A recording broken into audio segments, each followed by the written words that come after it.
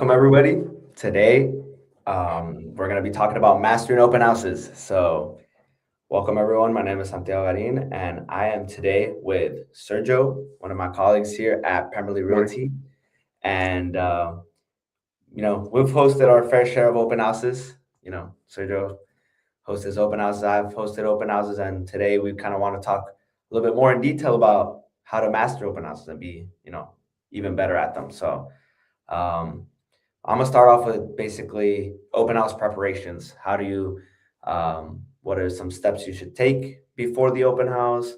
Um, you know, how does that start? So first of all, I would say you would have to market the open house. You'll start off with, the earlier in the week that you can let everybody know that you're gonna have the open house, the better. So if on Monday or Tuesday for that weekend's open house, you can, you know, put it on the MLS that you're going to be having open houses, the better. So, there's more traction, more people view it, so on and so forth. Um, so maybe a few social media posts here and there, and maybe even some door knocking around the neighborhood. So that's you know, pretty good start there. And then how about signs, Sergio? Setting up signs before the open house. How does that work? How do you set up signs when you're hosting open houses? Yeah, I believe signing is very important for hosting open houses. Mhm. I typically do 15 to 20 signs Okay. around the neighborhood, trying to get traffic from the main roads and the intersections that lead all the way to the house as much as we can. Um, it's a it's a bit of work, but it's definitely worth it. It gets a lot of Mhm. people's eyes going, and it gets a lot more leads during the day. So. Definitely. Yeah, I mean, the more signs, the better. I know it's a little, sometimes, especially during the summer, it can be a little difficult, but, going out there early, setting up your signs, making sure you're getting all those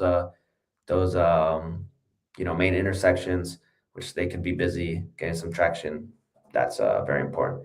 Once you walk into the place, Sergio, you go into the property. What's your go-to? What do you start off with? So basically, I bring down everything that I bring with me, all the flyers, all the information about the house. We have refreshments if the owner requests that, any specifics like that. After that, turn on all the lights, get my sign-in sheet ready, and just start getting Yeah. ready for the open house. So, All right. Yeah, I mean, turn on lights, having maybe a few snacks here and there, some waters, hmm your flyers, sign-in sheet, getting all that ready. Maybe opening the backyard door or something, just so that unlocking all doors, so that you can get prepared. I would also say, like I mentioned, all lights on, very important. Being there early, just so you have time to set up. You don't want to show up if the open house is at 1 o'clock. You don't want to be there right at 1 o'clock turning on lights when there's yep. people already trying to come in. So that's very important. And then when you're greeting people in, so you set up, you marketed, social media posts, a week before, earlier in the week, set up 15, 20 signs out, got your sign-in sheet ready, refreshments, everything is set. First potential lead comes in. How do you greet them? So, I mean, you always have to be friendly. You kind of have to read the room with how they say hi to you first, or how you introduce yourself. But most of the time, just being friendly, letting them know to feel free to look around, to not be shy, ask me any questions, and I kind of let them tour the house freely. Try not to follow them too much, so Mhm. they feel more comfortable. And if they have any questions, they just come to me. So.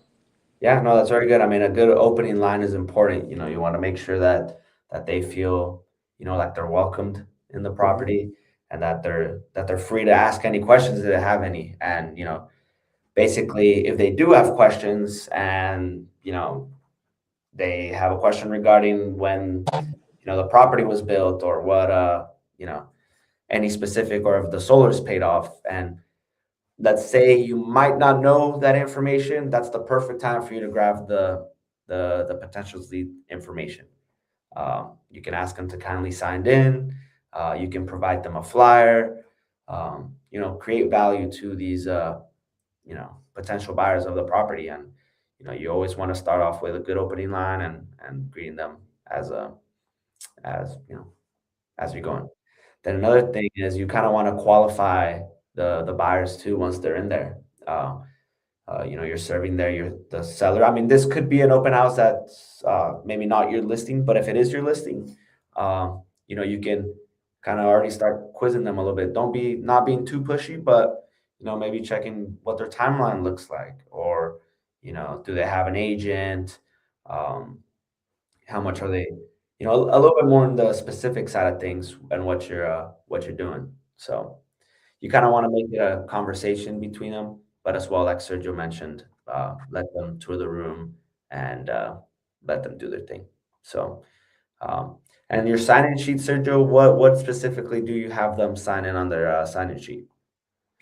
Just their basic information for us to reach back out to them, their name, their number, their email, and where they're living at now, their current address.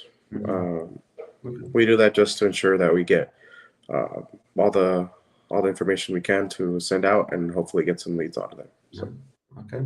Yeah, no, very well. And then once the open house is over, what are some steps you take? Let's say it hits your open house from 1 to 3, hits 3 o'clock. How do you go on about that after you're done? I mean, first things first. Most of the times when you have a busy open house, it doesn't always end at 3. So you wait for everybody to kind of make their way out. Wait a little, couple more minutes. Turn off all the lights. Um, Pick up everything. Make it look exactly how you had it when you came in. Mm-hmm.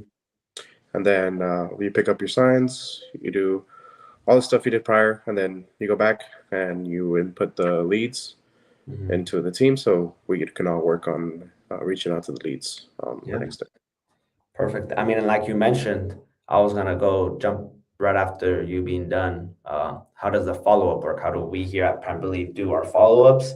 So usually the next day, we'll try and reach out to those open house, Hmm. guests that came in. We want to make sure to service them, ask them if they have any other questions about the property, if they're interested, if they're looking for something specific, if they're just looking, some neighbors get to chat, get their feedback. But next day is very important, because it keeps it fresh in their mind. They remember the home because, after, let's say Yep. they toured 5 or 6 homes, they might not remember everything, to like 4 or 5 days afterwards. So very important for the follow up. And then, like you mentioned, I mean, picking up all the signs afterward. Usually you have to reserve some time for that too as well, right? Since Hmm. it Yep. takes some time. So Yep. yeah. And then what are some I don't know, some experiences that you've had, Sergio, when you're hosting open houses? I mean, have you had good feedback?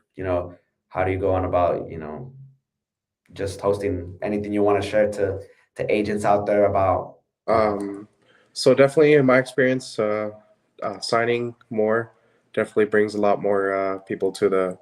to the open house. Okay. There's been times where there's 15 or 20 groups at once in an open house, and it's kind of overwhelming trying to accommodate everybody at the same time. But Hmm. you do what you do to get everything done, and it always usually works out. So Perfect.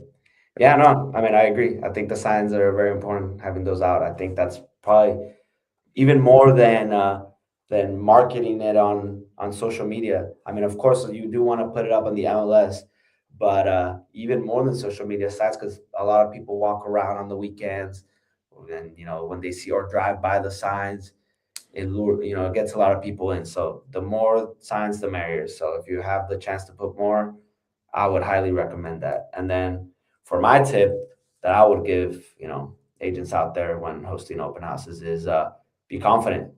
Confidence wins at the end of the day. If buyers see that you're confident, that you know what you're doing, that you have the details about the home that they ask about, or get back to them promptly regarding any questions they have. This is what they look forward to. It could even help persuade them to submit an offer on the property. So that's kind of my take. Be confident. Every agent does open houses, so doing this and following these steps going into an open house is a win-win for everyone, for the for you as an agent, for the seller who gets some good traction on the property, and then buyers get a good experience when they're at the home. So I really hope you guys liked the episode. I don't have any more comments. Sergio, do you have anything else to share? I'm all good. All right, then we're gonna wrap it up today. Hope you guys enjoyed it. Let me go ahead and if you guys have any questions, feel free to reach out to Roxanne. I'll put her phone number right here. If you want to ask me any questions, there's my phone number.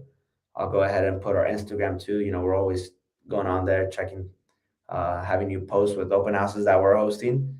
Yep. You can follow us on. You can check our email if you have any other questions, concerns. Um, Also check our website. And yeah, that's about it. If you're watching on YouTube, like and subscribe so you can watch all our future videos. And yeah, I'll see you guys on the next video. Thank you. Have a good weekend.